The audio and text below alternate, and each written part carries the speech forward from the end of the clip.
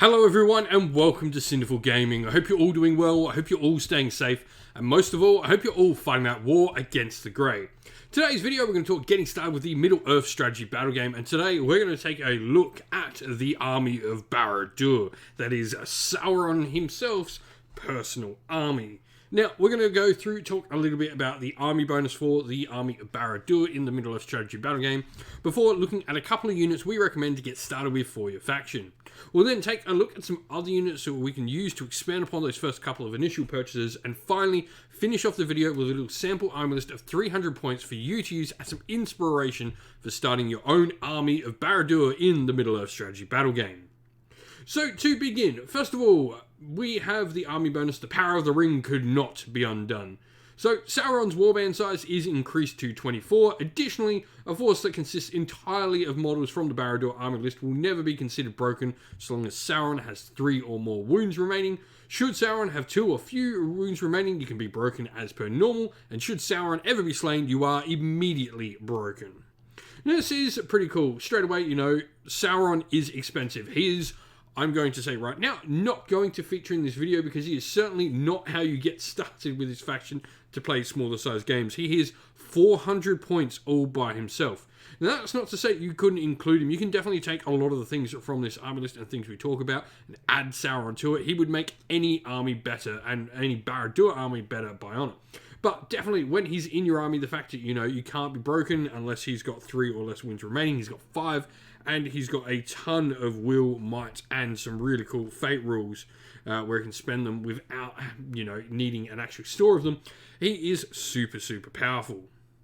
And so, if not Sauron, where to get started? Well, the Witch King of Angmar, of course. This is Sauron's right-hand man, and a fantastic character to lead your force. First of all, the cool thing about the Witch King of Angmar is you can scale him as you're playing your games. He starts with no might and no fate and 10 will, but he can have up to 20 will, 3 fate, and 3 might. And you purchase these in 5-point increments for every one. So it can cost from 70 to 150 points on this sort of base profile. On top of this, you don't get all his cool equipment straight from the get-go. You can build him as if he were different stages of the movie. So you can have him on his armoured Fellbeast, or indeed a regular Fellbeast if you want, for those nice big games. You can give him the Crown of Morgul in certain games, or not. He can have a horse, an armoured horse, and you can choose to take his Morgul Blade or the two-handed flail, or indeed both weapons if he wants to. This is just a really cool thing because it allows you to play him in these lower point games, but he also scales up really well in his power, obviously getting more might, more fate, and having access to, you know, horses and Fellbeasts and all of that. Now, in himself, he's got fight value 5, strength 4, defense 8, 1 attack, and 1 wound. Now, the 1 wound is a little bit interesting on him. So, he's got some cool rules. First of all, Harbinger of Evil, Terror, and Will of Evil. And then, of course, the special rule to deal with his might, will, and fate. Now, the special rules we're going to take a look at, first of all, are going to be Harbinger and Evil, where an enemy model within 12 inches of this model will suffer a -1 penalty to its courage. Note, this isn't cumulative with any other similar penalties, such as those provided by Goblin Drums and Ancient Evil, and so on. But he's also got the Will of Evil ability as well, where this model must give up 1 point of will at the end of the fight phase if it be involved in 1 or more fights that turn. Note that if a model is in base contact with an enemy model, then it must fight. It cannot choose not to fight. Once this model is reduced to 0 will points, it is banished and therefore removed as a casualty. If a model with this special rule uses their last will points to cast a magical power with the instant duration, the effects of the magical power will be resolved before the model is removed as a casualty. So, his will there is effectively his wounds.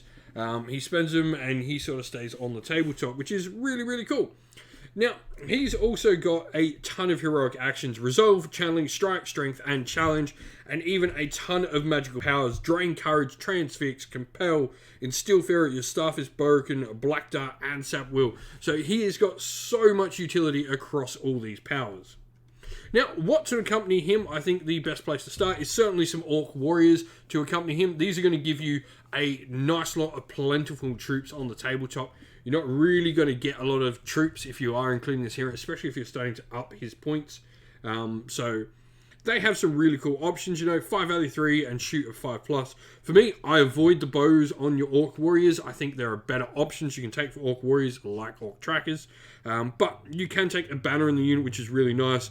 Shields, spears, two-handed weapons, and of course Orc bows, though, like I said, there are better options to take bows on.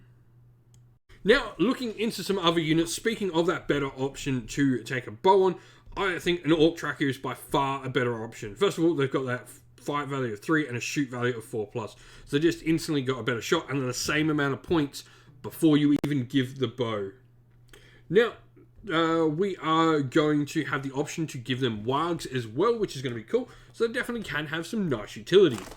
Talking about wargs, though, we do have warg riders available to us with the Barad-Dur army list. And warg riders can take a lot of similar upgrades to their foot-mounted counterparts. You can have banners, orc bows, and shields. And you can have throwing spears as well. So no two-handed weapons, no regular spears, but you get the throwing spears on them as well. Now, Black Numenorians, I think, are a nice elite foot troop option available too. They can take Warhorns, which is really cool. You don't actually get the option for Warhorns inside your Orc, so this is something unique to them. And they can also take banners as well. These models will cause terror, and they've got a fight value of 4 base and a defense of 6 thanks to their heavy armor. So a really nice, solid, defensible unit that can hold your line really well. Lastly, I want to talk about the Orc Drummer. Now, he does come in a kit with a bunch of other models. You've got a wizard in there, you've got a captain, and you've got a banner bearer in there, which is great. But the Orc Drummer is going to have a war drum, which works on mortal orcs. This is going to give you +3 movement to all your infantry or +5 movement to all your cavalry. Just a solid little piece that's going to get some extra things. He's also a minor hero with 1 fate point. He's got no heroic abilities though, but another one to take and give you some extra utility and some really good movement on your troops. And so here we have our sample army list. Obviously 300 points.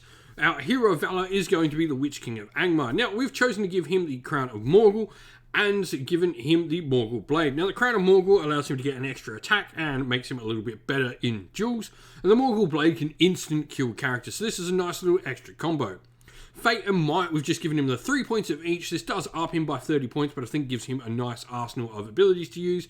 And that is that for him. So he's going to have the 10 Will, 3 Fate, and 3 Might. For his warband, we've gone with 3 Black Numenorians in his warband, an Orc Drummer as a secondary hero. This is an independent hero, so it goes into someone's warband rather than being a character on their own right. And then we have 3 Orc Trackers in there. We then have a bunch of Orc Warriors, 5 of them, 1 of them with banner, 4 of them with spears. And then we have 3 Warg Riders with shields and throwing spears as well, rounding out our force. So we've got some cavalry, we've got some support troops, we've got some shooting, we've got a banner in there, and we've got some good line troops in those Black Numenorians, some decent fighters that are going to really stand up alongside the Witch King of Angmar as just a super powerful and useful utility character to have. 14 warriors, 3 bows, 300 points on the nose. If you've been playing with Barad-Dur, let us know how you've been going in smaller games, because obviously we don't get our allegiance ability because there's no Sauron in point games like this. So let us know how you've been going. Let us know your favourite loadouts for the Barad-Dur army list. Love to hear from everyone down in the comments below. And so that's the end of the video. We hope you all enjoyed the video. If you did, please don't forget to leave a like and subscribe to the channel if you haven't already, and drop a comment down below in the comment section letting us know what you enjoyed about the video. If you'd like to chat more with me and other members of our little community here at Sinful Gaming, we have a Discord server which has got a link down in the video's description where you can come chat with me about wargaming and indeed a ton of other stuff in the Discord as well. Now, if you'd like to help support the channel, the best ways to do so are down in the video's descriptions as well, either by going and joining Patreon or YouTube members, both linked in the video's description, or by grabbing some channel merch either through our Ko-fi store or through Teespring. All of these are the best ways to help support the channel.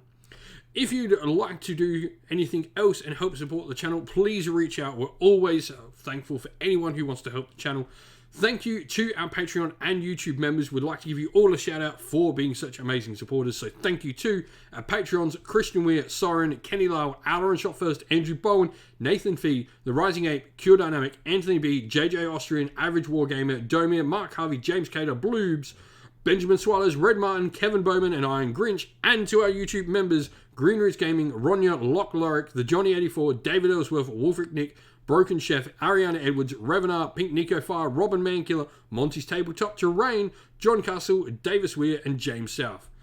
And lastly, a special thanks to Lady Witchfox Art, who does all the amazing artwork for the channel. Couldn't do what we do without you. Thank you all once again for watching. Stay safe, stay well, and most of all, keep fighting that war against the grey. Ciao for now.